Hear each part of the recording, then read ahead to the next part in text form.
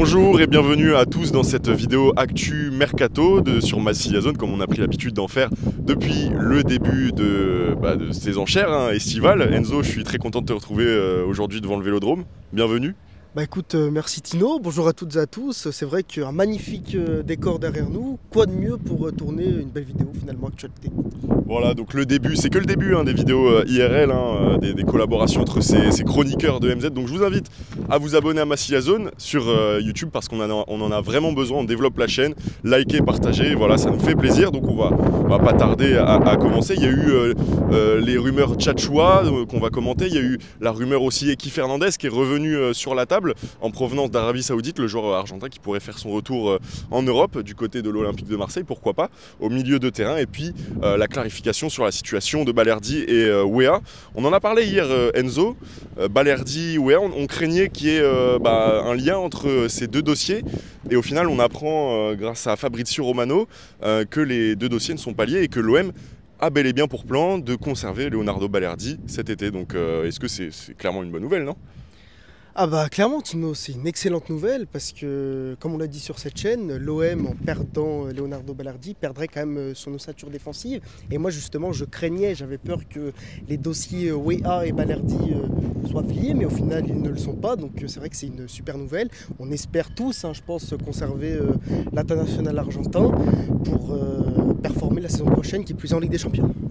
En plus, ce qui est intéressant, c'est que ça veut dire que l'OM n'a pas forcément besoin de faire rentrer de liquidité. Donc voilà, ça nous met ça témoigne de notre position de force sur ce mercato.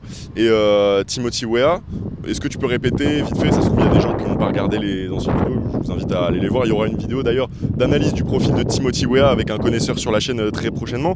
Mais est-ce que tu peux nous parler vite fait du profil de Timothy Weah qu'on engagerait du côté pour le poste de latéral droit? Bah écoute, profil assez polyvalent, qui peut jouer à beaucoup de postes en attaque, donc c'est intéressant et c'est pour cela justement que Roberto De Zerbi le pisterait. Après c'est un joueur qui a pour lui de connaître la Ligue 1, formé au PSG, qui a évolué à Lille, qui est quand même à la Juventus et qui peut justement combler et doubler beaucoup de postes dans l'effectif marseillais. Donc je pense que ce serait relativement intéressant. Enzo, au milieu de terrain, il se peut qu'on ait besoin de renforts. Au niveau de Benacer, ça bloque du côté de l'AC Milan. Il y a des rumeurs qu'il envoie en Arabie Saoudite. Rongier, pas forcément de prolongation. Il y a eu, donc avant de commenter cette rumeur, Ezequiel Fernandez, qui est une rumeur qui avait déjà été évoquée l'an passé. Est-ce que si ces deux joueurs ne restent pas à l'Olympique de Marseille, même si on a recruté Angel Gomez, pour toi il y aura un besoin à ce niveau-là au milieu de terrain? Ah bah bien évidemment Tino, auquel cas l'OM perdrait Ismaël Benacer et Valentin Rongier. Je pense qu'il faudrait recruter un milieu de terrain, notamment pour évoluer dans le double pivot, parce qu'on sait que Kondogbia repassera justement au milieu de terrain cette saison. Mais après numériquement, bien évidemment qu'il faut recruter un milieu de terrain, et justement il y a cette piste comme tu l'as souligné. Alors Ezequiel Fernandez, ce qu'il faut savoir c'est que l'année dernière on était sur lui selon Fabrizio Romano et donc sa clause libératoire était fixée à 15 millions d'euros par Boca Juniors et au final il avait filé pour plus que ça à Al Qasdia, donc l'équipe de Pierre-Emerick Aubameyang. Il avait filé pour 18,70 millions d'euros du côté de l'Arabie Saoudite. Alors ce qu'il faut savoir sur Ezequiel Fernandez, c'est qu'il a 22 ans, voilà, c'est un Argentin milieu défensif qui peut jouer très bien en tant que 6 ou en 8, donc s'il vient ce serait clairement pour officier dans le double pivot. On avait fait un tweet concernant, grâce à l'excellent Erwan qui nous concocte nos threads sur Twitter, il avait fait un tweet un peu synthétique sur le profil de l'Argentin. Voilà, c'était l'un des meilleurs milieux de terrain du continent et son profil est donc très compatible évidemment avec Roberto De Zerbi parce que ça va de soi. Donc c'était pas une piste anodine du tout, extrêmement à l'aise sous pression, qui se sert de ses bonnes qualités techniques, de son sang-froid pour bien ressortir le ballon, s'extraire du pressing, trouver ses coéquipiers, à l'aise des deux pieds. Donc quand tu entends ça, Enzo, un jeune joueur de 22 ans, qui plus est argentin, ça ferait encore un argentin de plus, mais franchement on va pas bouder notre plaisir.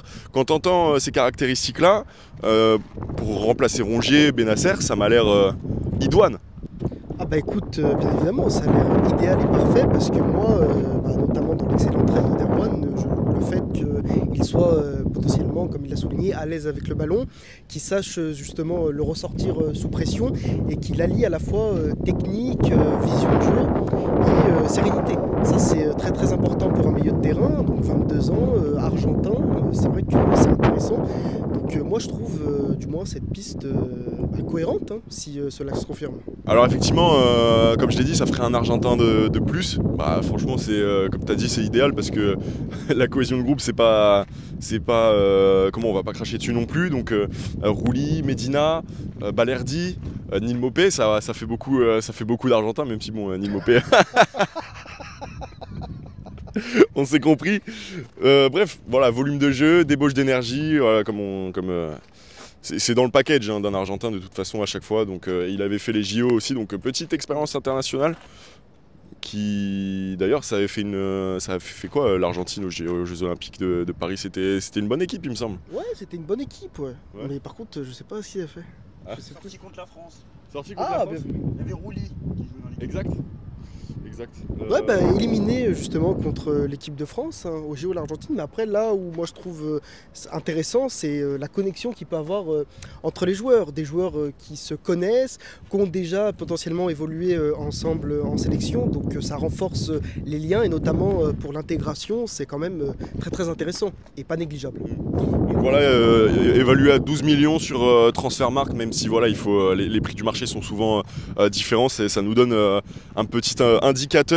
Sans ballon aussi, on n'en a pas forcément parlé, mais il est puissant, il va au duel à l'épaule, il n'hésite pas à être utile défensivement pour son équipe, donc je pense que, on l'a dit et répété, si cette piste est évoquée, c'est que c'est pas anodin et que c'est un profil, ce serait un profil très intéressant à voir du côté de l'Olympique de Marseille. Et ce serait intéressant aussi, si la rumeur se confirme, d'analyser plus complètement son profil. Il y a eu une rumeur aussi, c'est Tchatchoua. Pour la rumeur Tchatchoua, c'est sorti par Tutto Mercato Web, donc c'est pas forcément une rumeur hyper fiable, mais on va quand même la commenter parce que ça peut être intéressant. Ezequiel Fernandez, j'ai oublié de mentionner la source, c'est évidemment le très fiable média TNT Sport du côté de l'Amérique du Sud. Alors Jackson Tchatchoua, on a parlé de Weah. En fait, quand tu regardes un peu le profil de Jackson Tchatchoua de l'Hellas Vérone, voilà, coté à 8 millions d'euros, on a un peu l'impression que c'est le plan B en cas de non-arrivée de Timothy Weah, parce qu'il peut jouer milieu gauche, milieu droit, arrière droit, donc polyvalent, plutôt offensif.